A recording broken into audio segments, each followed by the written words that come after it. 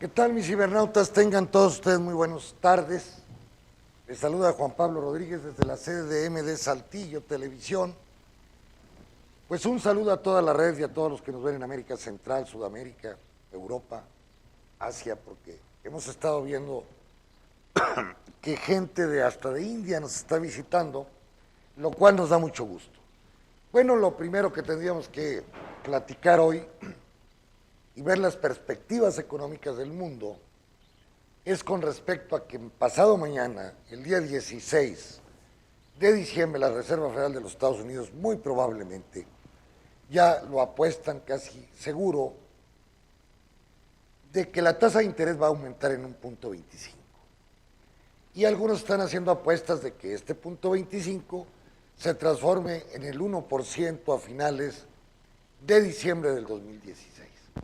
¿Qué representa para esto? Pues que en las tarjetas de crédito, para dar un ejemplo, hay un análisis de Bloomberg, si se van a punto 25, pues estaríamos hablando de 100,000 millones de dólares que costaría este aumento a las tarjetas de crédito en los Estados Unidos.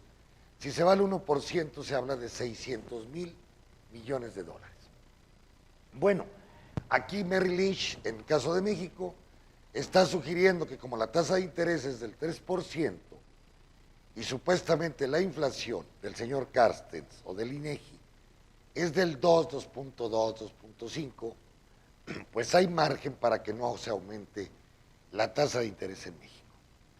Pero, desgraciadamente, y así lo ven las cifras estadísticas, más de 25,000 millones de dólares le ha costado a Banco de México estar sosteniendo, es decir, aplicando dólares al mercado para hacer una oferta mayor, para que el dólar no se revalúe con respecto al peso.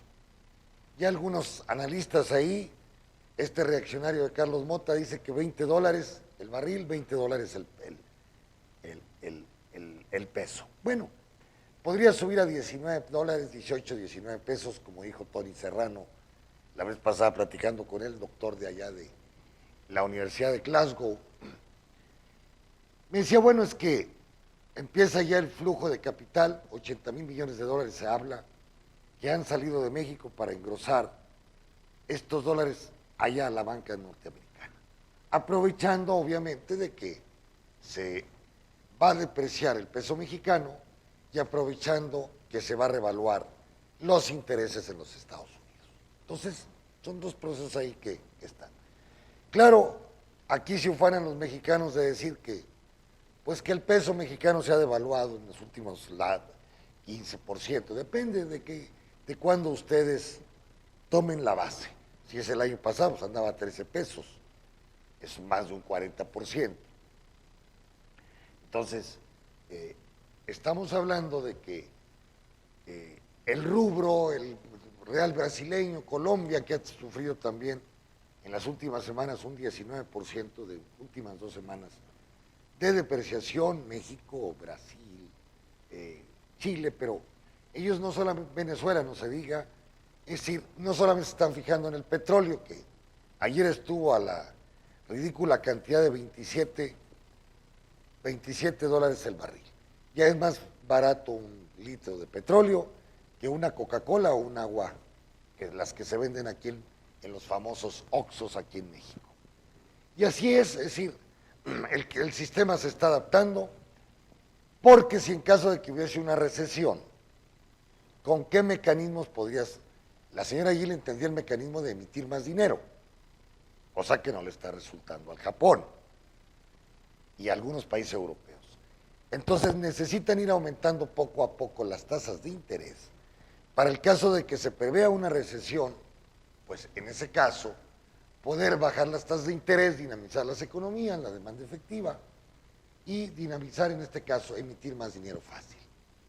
El problema, jóvenes, es que el mundo sigue, según el Financial Times, váyanse a una página que está en el Financiero, en el Financial Times, déjenme ver, donde se dice que, de acuerdo a varios teóricos norteamericanos, estamos viviendo una histéresis. Es decir, el sistema se ha recuperado, pero que no con la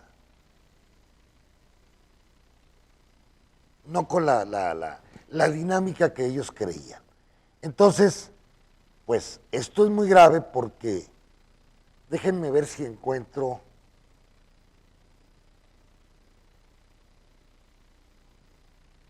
este artículo del Finance, donde Larry Summers, que yo ya había comentado en este programa, y otros economistas, pues dicen que el problema está en la inversión, no se está invirtiendo. México disminuyó la inversión en 0.4% este año, este mes pasado, y este año. Entonces también tenemos el problema de los Estados Unidos, donde la inversión también ha disminuido, y eso, pues, eso está creando una posible recesión a nivel mundial. Y decía yo, bueno, ¿dónde basarnos en ese problema? Porque yo hablé aquí de que hay una sobreproducción mundial, definitivamente, China, Estados Unidos, por todos lados. De ahí que por qué necesidad, por qué tendremos que invertir el año que viene, si la capacidad que tenemos ociosa, en Europa se habla del 8%, es decir, el potencial de las economías, más bien, están un menos 8%, todavía les queda un margen de 8-10% para aumentar sus producciones y con ello crecer. Hay otros países como Grecia, donde su potencial está 30% abajo, por ejemplo. Entonces, estamos con potenciales o estamos con niveles de vida o niveles de ingreso, pues parecidos al 2007. En la perspectiva que, a pesar del quantity easing y a pesar de la baja de las tasas de interés, es decir, el dinero no llegó a la base, no goteó a la base británica ni a la base norteamericana, y eso provocó que no hubiese una demanda efectiva más dinámica para poder echar a jalar bien la maquinaria económica. Aparte, como ya lo dije, que la población se está envejeciendo, la economía está subutilizada, entonces ¿para qué invertir? Si las máquinas que tenemos nos pueden producir más, ¿para qué tengo nuevas inversiones? También el problema de las deudas mundiales, que es terrible. Pero también este quantity se ha provocado, Ana, para que me pases la primer marca, estoy leyendo una página de David Becker, donde él habla sobre, él fue asesor económico de Reagan, es de derecha, no hay. Déjenme ver, contra Corner, se llama Contra Corner, perdón, no es David Baker, David Stockman's Contra Corner. Él es un economista de derecha, hay que considerarlo, anti-keynesiano también. Pero hay algo que hay que, como cuando yo era maestro en la Escuela de Economía de México, como aquí en Saltillo, no se cierren a la economía marxista o a la economía neoclásica o a la economía keynesiana. Tienen que ser eclécticos, tienen que ver todas las escuelas. Y en este caso, vamos a la primera. A ver, vamos a la primera. Muy bien. Ustedes van a ver, dice David Baker, la carta del día, business en los inventarios, en los negocios de ventas, de los radios de venta, en el ciclo alto, profundo en el territorio de la recesión. Más o menos así se traduce su gráfica. Y aquí van a ver ustedes que es Business Inventories to Sales. Quiere decir esto, un sistema, el preludio de cualquier crisis es que hay una sobreproducción. Estamos viendo que antes de la crisis del .com, después de ella, había altas cantidades de sobreproducción e inmediatamente provoca una recesión en el 2000, es decir, una baja de los inventarios hasta el 2005. Pero ustedes van a ver que en el 2001 fue cuando se da este proceso de inventarios en exceso. Y van a ver en la misma gráfica, por ejemplo, en el 2007 comienzan a subir los inventarios terriblemente allá en los Estados Unidos. Y eso, obvio, en el 2008, pues desencadena la crisis financiera. Pero si ustedes observan, en el 2015, hablamos del 12 de diciembre del 2015, los inventarios están en 1.38, según la gráfica ahí, y ya empieza a tener el sistema, hablo yo de los Estados Unidos, están grandes inventarios. Y esto es muy peligroso porque al haber más inventarios significa que hay sobreproducción. O bien, no hay gente que consuma esos inventarios. Lo he dicho repetidamente aquí en este programa. El problema del sistema no es la producción, pues lo estamos viendo con los inventarios.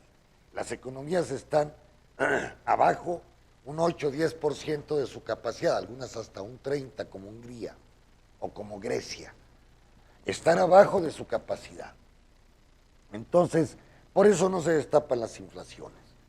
Entonces, vemos aquí que los inventarios van subiendo muy fuerte y también esto lo vemos muy característico en la cosa petrolera.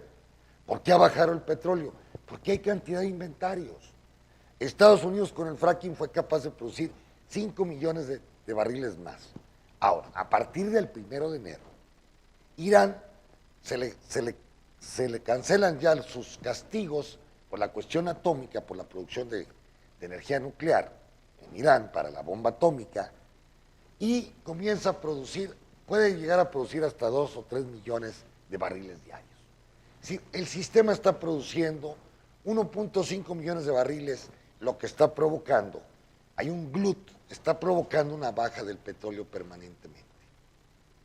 Y así como está el petróleo, está el níquel, está el aluminio, está el cobre, está toda la serie de materias primas que antes las consumía masificadamente China. Pero ahora la economía china, que está creciendo al 6%, 6.8%, que también las cifras son medio raras ahí, no sé si confiar en ellas, pues está provocando una caída de la tasa de ganancia en la mayor parte de la producción de las materias primas a nivel mundial. Al caer la tasa de ganancia, que es plusvalía sobre cada constante más variable según Marx, caen automáticamente las perspectivas de inversión al año que viene. Por eso las inversiones están disminuyendo, las productividades no están aumentando. Estas cifras que nos da Peña Nieto, que el empleo, ahorita voy a hablar del empleo en México, es un mentirero bárbaro. Este presidente es un cínico, definitivamente, y ahorita voy a explicar por qué. Ya aumentamos el empleo en 600,000, falso. Se ha aumentado en 300,000 empleos. Los otros 300 ya estaban empleados, pero nosotros los patrones ya los pasamos al Seguro Social. Pero la realidad es que el empleo está subiendo 300, 400,000 empleos al mes. Entonces, al año.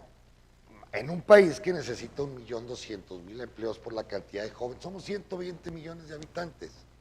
Se necesitan 1 millón de empleos al año y solamente se generan nuevos empleos en aproximadamente 350, 400,000 empleos al año. Pero volviendo al fenómeno de la gráfica de David Stockman, fíjense, se llama Contra Corner. Stockman, S-T-O-C-K-M-A-N-S. Contra Corner de David Stockman. Si bien es de derecha, antikeynesiano, está prediciendo desde hace tiempo la caída de la economía norteamericana, que va a volver a caer en una recesión, y habla que con el aumento de la tasa de interés va a aparecer una carreta en un casino haciendo destrozos total, la señora Yellen. Bueno, este es otro artículo que hay aquí sobre el riot, que le llaman ellos, una carreta que llega a un casino y hace un desgarriate, un desmadre ahí adentro. Bueno, él dice pues que va a haber problemas con estos aumentos de la tasa de interés. Ya lo estoy diciendo, si la tasa de interés llegara a 200,000 millones, al 1%, pues el público consumidor de los Estados Unidos, que las deudas ahí son de 17, 18 trillones de dólares, pues automáticamente el 1% se verá afectado con 1,000 millones, con 1 trillón de dólares o 600,000 millones de dólares. Pero, ¿qué pasa también con la bolsa? Al haber mucho dinero en exceso, como hubo estos 8 años que se emitió dinero, los banqueros no prestaron, se dedicaron a comprar ellos mismos otras empresas, hacer fusiones como la de la InBev, fusiones como la de DuPont, por ejemplo, estoy hablando de grandes fusiones, y ese dinero nunca llegó al público consumidor, como pasó con la era de Roosevelt, allá en los años 29-33. Entonces, mucho se habla, en este caso de Stockman, de que Estados Unidos puede llegar al double dip, a la doble recesión. Ya hay una recuperación ahorita en el 2016-2017, pero dice que no hay margen en caso de una recesión para que la tasa de interés pueda bajar, pues será, o como dijo Miles de la Universidad de Michigan, pues bajarla a -2, -3%. Esa sería la otra teoría, porque antes los monetaristas decían, pues el punto cero es lo máximo que puede bajar una tasa de interés. No, en Suiza y en Suecia y en Noruega están teniendo tasas de interés del -0.03%. Entonces, esta es una nueva teoría, es decir, nuevos conceptos en la teoría monetaria mundial. Ahora bien, esta cantidad de dinero que se ejerció terriblemente durante estos últimos 8 años, no generaron grandes crecimientos. Al contrario, están obligando a que los estados se han endrogado terriblemente, grandes deudas. Se habla de una deuda mundial de 225 trillones. Yo decía ayer o antier, o el viernes, 1% de aumento de las tasas de interés equivalen a 2.5 trillones de dólares de pago de intereses. Y esto para algunas gentes, para algunos negocios, para algunas empresas, para algunos gobiernos a nivel mundial, pues va a implicar el default, es decir, el no pago, porque no van a poder. Precisamente ayer se estaba discutiendo sobre el nuevo proyecto, el nuevo apoyo que necesita Grecia, como Grecia que decía Varoufakis, va a ser imposible que Grecia pague sus deudas. La solución para Grecia es generar su propia moneda, como en Islandia, ¿verdad? Lo hizo Islandia y se recuperó, devaluar el dracma, devaluar la deuda, buscar que le condonen el 30 o 50%, 70% como Argentina, y es la única posibilidad que tiene Grecia de salir. Vía deflacionando salarios, deflacionando precios, creando gran desempleo, bajos empleos, o más bien sin empleo, pues Grecia está condenada a no crecer y a estar dependiendo de sus congéneres de la Comunidad Económica Europea para poderse recuperar. Es lo que Varoufakis, es lo que Tsipras nunca entendió. Él traicionó al movimiento de izquierda griego. Muy probablemente que para el último rescate, la propia izquierda se le vaya a echar encima a Tsipras, que ahora está siendo apoyado por la derecha. ¿Por qué? Porque los bancos tienen deudas tóxicas al por mayor. Se habla de 50,000 millones de dólares o de euros, hablamos de 55,000 millones de dólares, que son tóxicos, que no se van a poder pagar. De gente que pidió, que no tiene dinero, que no tiene empleo, y que no va a pagar. Tan sencillo como esto. Como decía Corbyn en Gran Bretaña, pues ¿por qué no le damos dinero a la gente para que pague sus deudas directamente?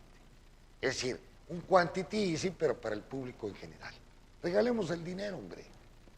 Si ya se lo regalaron a los banqueros, no está pasando nada, las economías, hay una histéresis, como dice Larry Summers, es decir, no crecen las economías, no crece la inversión, no crece la infraestructura, no crece el mercado como debe crecer. Al contrario, en algunos países como Japón están en deflación.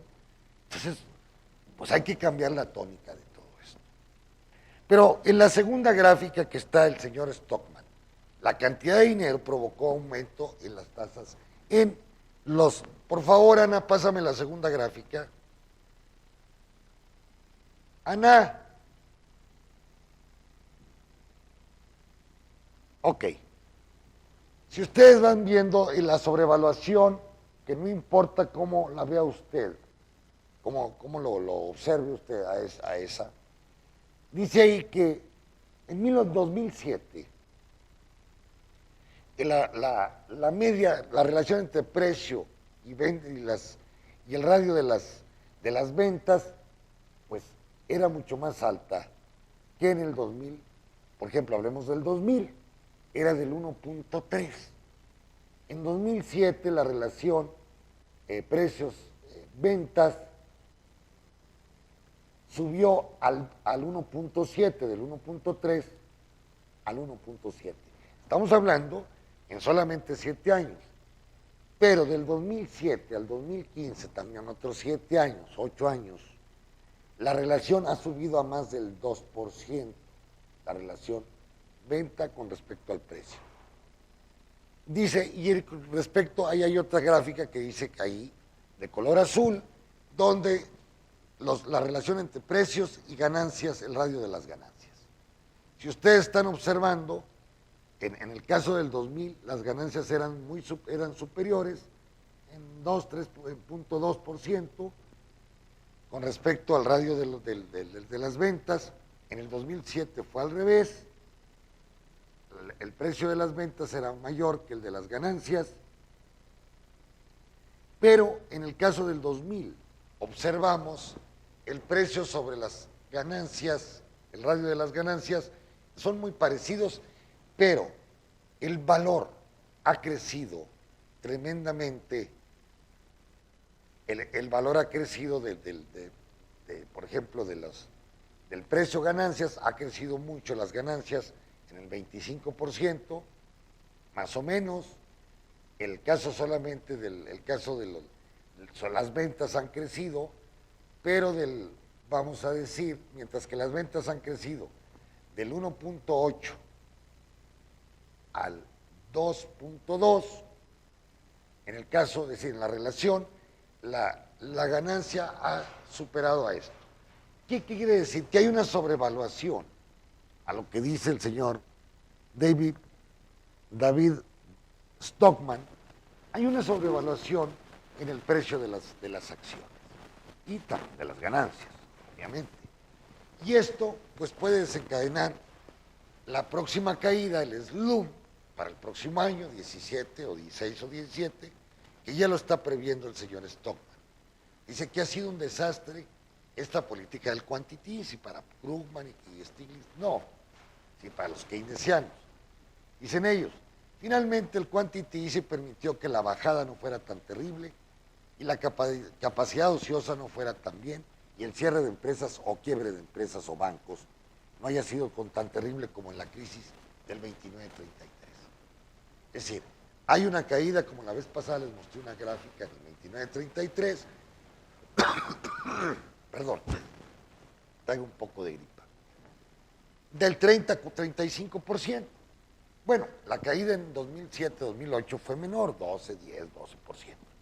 Hay una recuperación, pero la recuperación que se da del 30 al 37 fue rápida, en ascenso. En cambio, la recuperación que tenemos del 2008 al 2015 son recuperaciones en histéresis, como dice el señor Larry Summers de la Universidad de Harvard. Entonces, ya estamos al mismo punto. El problema es, a lo que dice Stockman y a lo que puede decir Summers, es que podríamos entrar a un double dip en los próximos años. Es decir, otra caída. En 1937 lo que salvó a los Estados Unidos, sabemos, es la Segunda Guerra Mundial.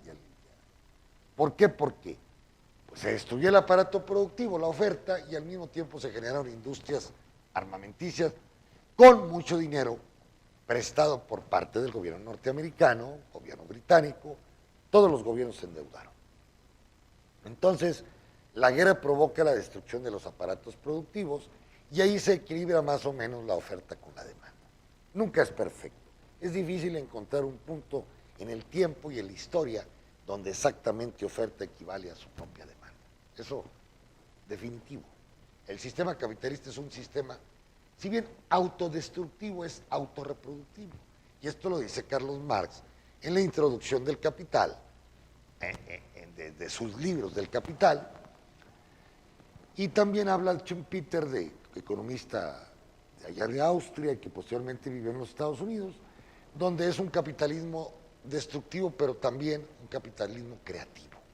Pero en fin, lo que sí estamos viendo es que algunos apuestan de que puede haber un doble dip, otra recesión, para Stockman y los de derecha norteamericanos, las políticas del señor Bernanke y de la señora Yellen, es que, dice ellos, va a tener menos posibilidad el sistema de poder maniobrar con las tasas de interés, porque casi están a cero.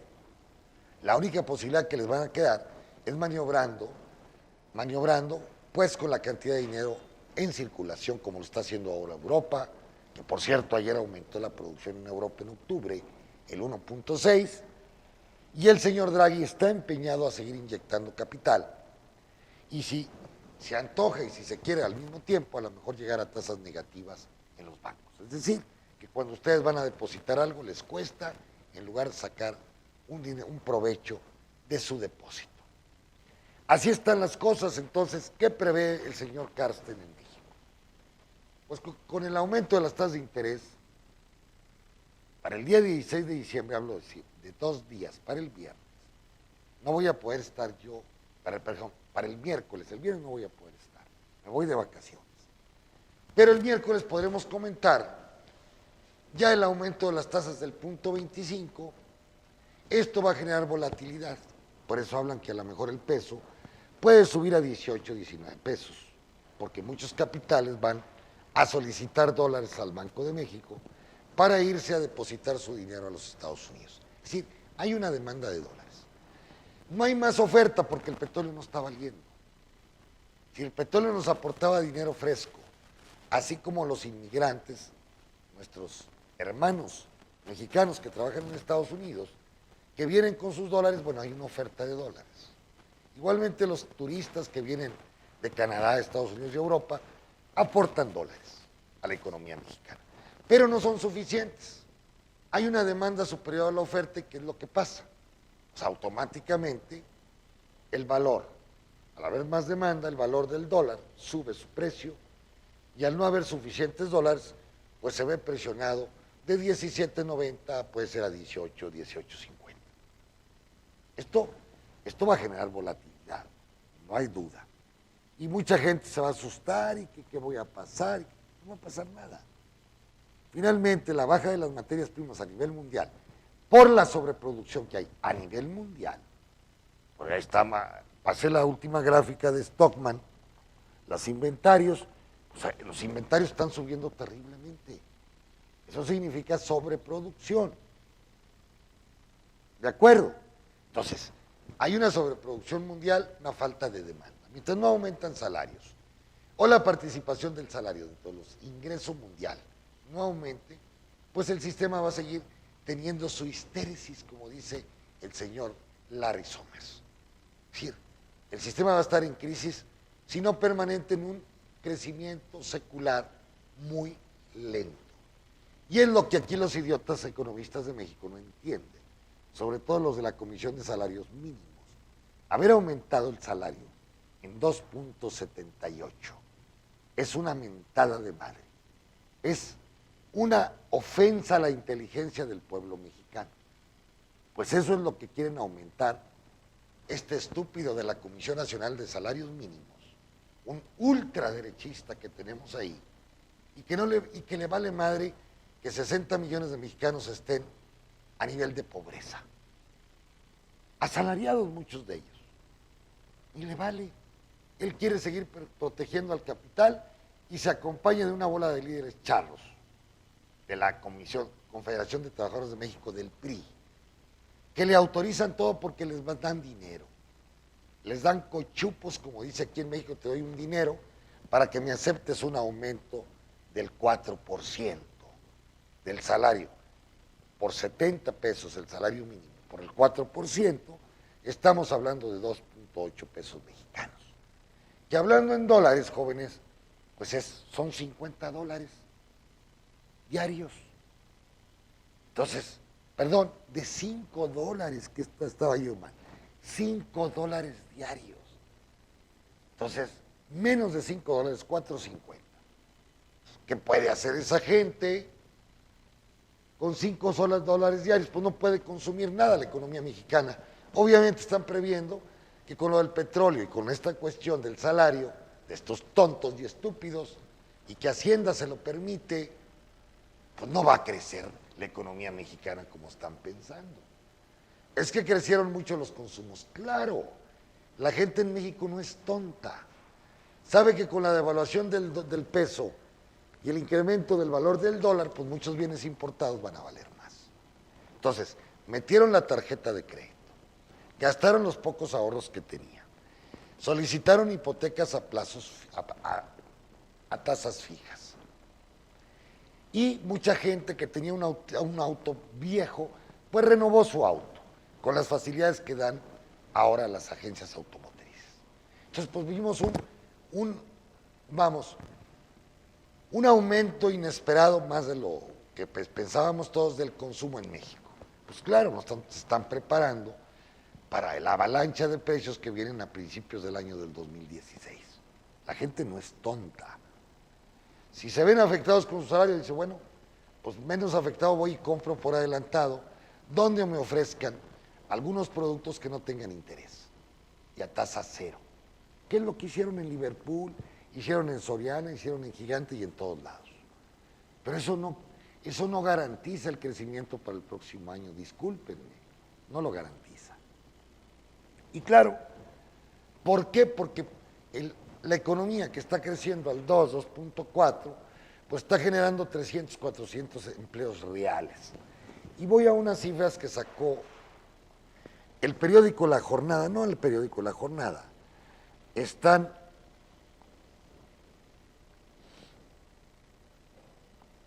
de David Márquez, se llama el joven o el señor. Él saca aquí unas cifras, reporte David Márquez Ayala, reporte económico. Y voy a las cifras. No te puedes meter a La Jornada, Ana. Bueno, dice, empleo formal es la cifra. Trabajadores asegurados en el Seguro Social, 2005-2015. Nuevos empleos y formalización. Fíjense, nuevos empleos, que es lo que interesa, y los que estaban empleados, pero que no los teníamos en el Seguro Social. Es decir, tengo 5 trabajadores, 3 los tengo en el seguro, 2 no. Entonces, esos 2 ya estoy formalizando, pero ese empleo ya existía. No es empleo nuevo. Y aquí Peña Nieto trata de engañarnos, Televisa, los medios de comunicación. Y voy a las cifras concretamente. Septiembre del 2015. Se generaron número de total de personas empleadas 17.908.000. Permanentes 15.344.000 y eventuales, que esto es muy importante porque ahora están contratando con el outsourcing a jóvenes y los desemplean en los 3 meses. 2.564.000. Es decir, estamos hablando del 15%. Entonces, aquí viene una cifra muy interesante. En 2015, en 14 de septiembre del 2015, jóvenes, se generaron nuevos asegurados en el Seguro Social de México, 670.000 asegurados. Sí, pero nuevos empleos, ¿cuántos fueron? 364. Es decir, la mitad, equivaldría a un 54.5%, pero se formalizaron 304.000 empleos. Repito, de 669 que nos anunció Peña Nieto, 670.000 empleos, 364.000 son nuevos empleos. Y 305.000 fueron empleados que no estaban formalizados, que trabajaban en un rancho, que trabajaban en una empresa, que trabajaban en una casa, en una pequeña y mediana industria. La llegada de la cibernética al sistema de administración tributaria, que hay que valorarlo y hay que hablar bien del SAT, está obligando a los patrones que teníamos, trabajadores que no estaban en el seguro, a meterlos porque son gastos. y esto nos evita pagar más impuestos sobre la renta. Entonces, se han formalizado, por ejemplo, en el 2012, en el 2013 se formalizaron 203,000. En el 2013, 298, que fue cuando la reserva es. Y en el 2015, 304,000 empleos. Es decir, del total de empleos que dice Peña Nieto, de 669, o el secretario de Hacienda, solamente el 55% son nuevos empleos. Entonces, pues aquí está nuestra triste realidad. Está una triste realidad de la economía mexicana. ¿Dónde se ocupa más gente en este país? Pues en el sector primario, que es la agricultura, el 13.7%. En la industria, el 24.3%. Y donde se pagan menos salarios, en el comercio y en las finanzas, el 61.4%. En el sector terciario, donde incluyo desde transportes, incluyo bancos, incluyo comercios, incluyo changarros, lo que ustedes quieran. En el comercio se ocupa el 19, casi el 20%, y el restante en las demás actividades terciarias.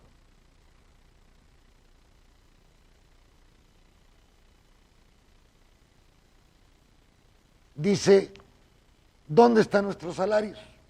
Pues de 1 a 2 salarios mínimos. El 24.1% de la población económicamente ocupada. El 24.1% recibe de 1 a 2 salarios mínimos. 100 pesos diarios, 140 pesos diarios. En un mes estamos hablando de 3,000, 4,000 pesos, optimistamente. Y el 22.3% es el otro segmento fuerte, de 2 a 3 salarios mínimos, que estamos hablando de 200 pesos diarios, que equivalen a 6,000 pesos mensuales. Ya cuando nos vamos a salarios de 3 a 5, es decir, de 3 a 5 salarios, que estaríamos hablando de 210 pesos vamos a decir, a 350 pesos diarios, 8,000 pesos promedios, 9,000, estamos hablando solamente del 14.7%. Pero, fíjense aquí, de 0 a un salario mínimo, que son 770 pesos diarios, 2,100 pesos al mes, que sucede mucho en Oaxaca, Yucatán, Chiapas, Michoacán, todo el sur de México, Veracruz, reciben 700 pesos diarios. Digo, a la semana, estamos hablando, jóvenes, 70 pesos diarios, perdón, 7 por 6, 450 pesos por semana. Honestamente, ¿qué se puede hacer con 400 pesos a la semana? Ni frijoles, ni maíz, ni tortillas, ni chile, no se puede, más que el aceite, chile, tomates. Están malnutridos los niños, están sin habitación, están con una pésima educación, porque es lo que no entiende Nuño, este otro fascista que está en la Secretaría de Educación. Pues sí, puedes ir a evaluar.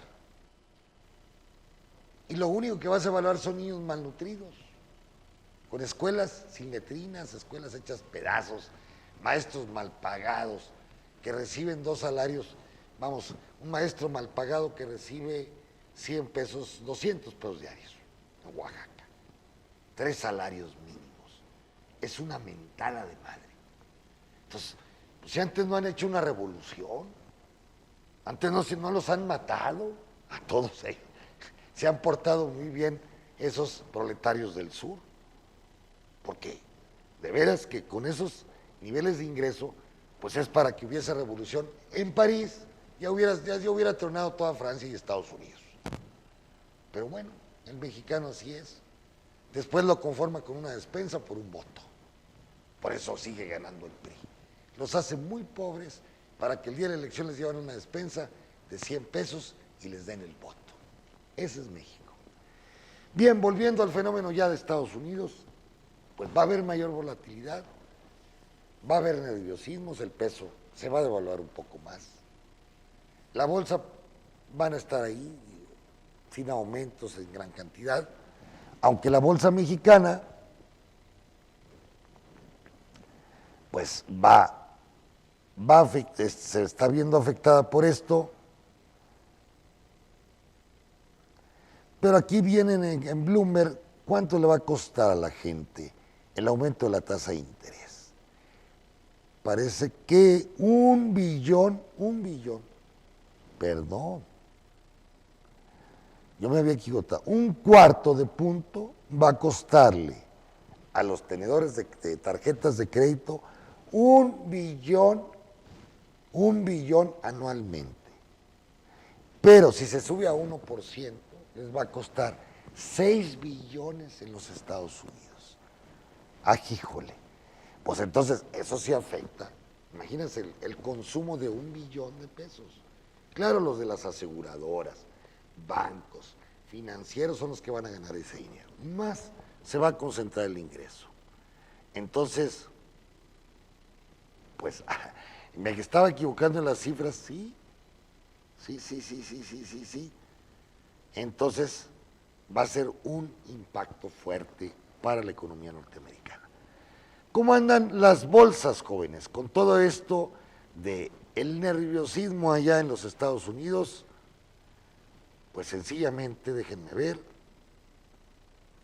los mercados. Ay, Dios.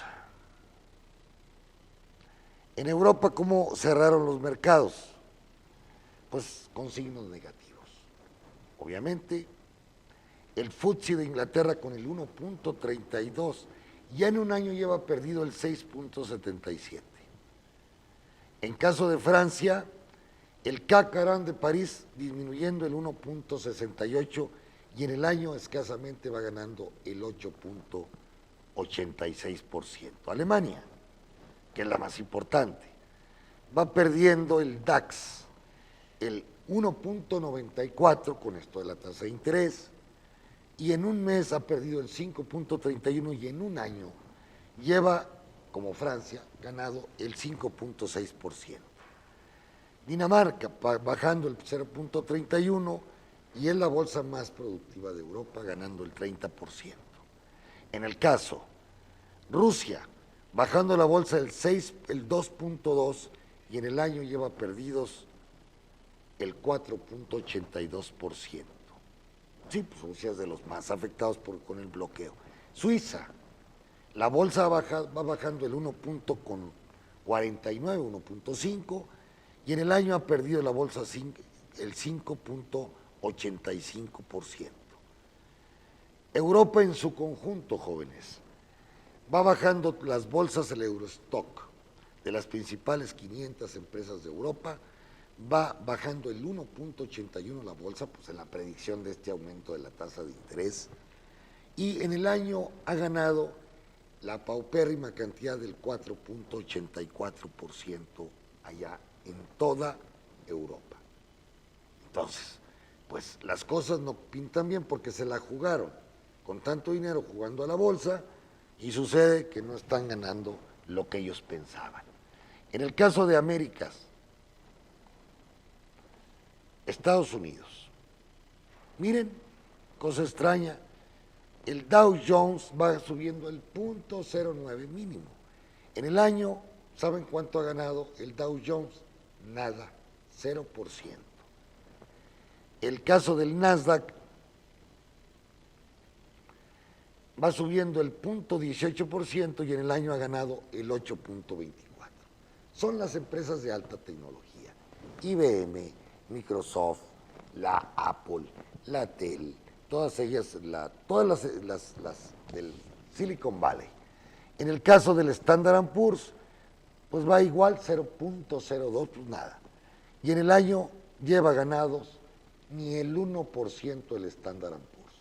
Así está la situación para Estados Unidos.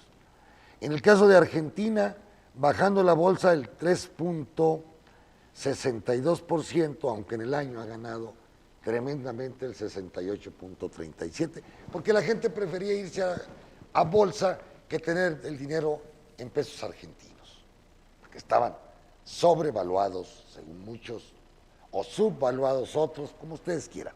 La gente prefiere ir a la bolsa. En el caso de México, pues la bolsa va bajando el 0.12% y en un año, jóvenes, el que invirtió en la Bolsa Mexicana de Valores va ganando el 0.56. Es decir, si ustedes invirtieron 1 millón de pesos en bolsa, en todas las acciones, hacen un promedio, van ganando el 5,600 pesos de 1 millón de pesos. Entonces, nada. Peor está Canadá, van perdiendo el 7.72. Ahora, ¿cómo andan las materias primas donde les digo que hay una disminución de la tasa de ganancia y que va a generar problemas en todo el sistema?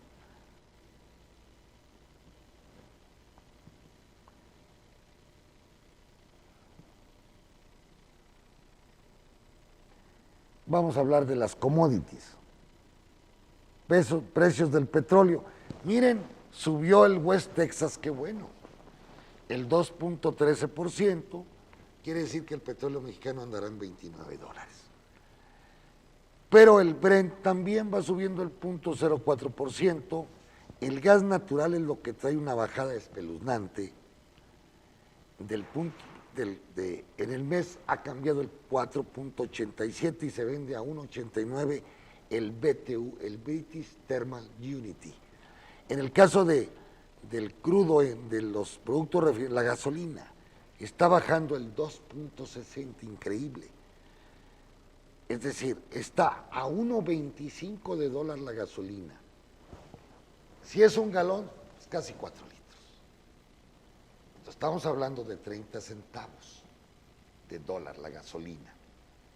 Si lo multiplicamos por 18, 30 centavos, serían 8 por 3, 24,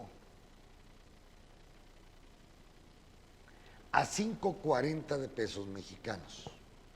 6 con los gastos de transportación, más 4 pesos que le está imponiendo el gobierno mexicano de impuesto a la gasolina mexicana, 4.50, estaríamos hablando que la gasolina mexicana el día 1 de enero, si es que no se raja Videgaray, y el gobierno mexicano debería estar costando de 10.50 a 11 pesos la gasolina en México. El gas, no tenemos aquí el gas LP, pero también, según esto, las informaciones dicen que va a bajar un 30-35%.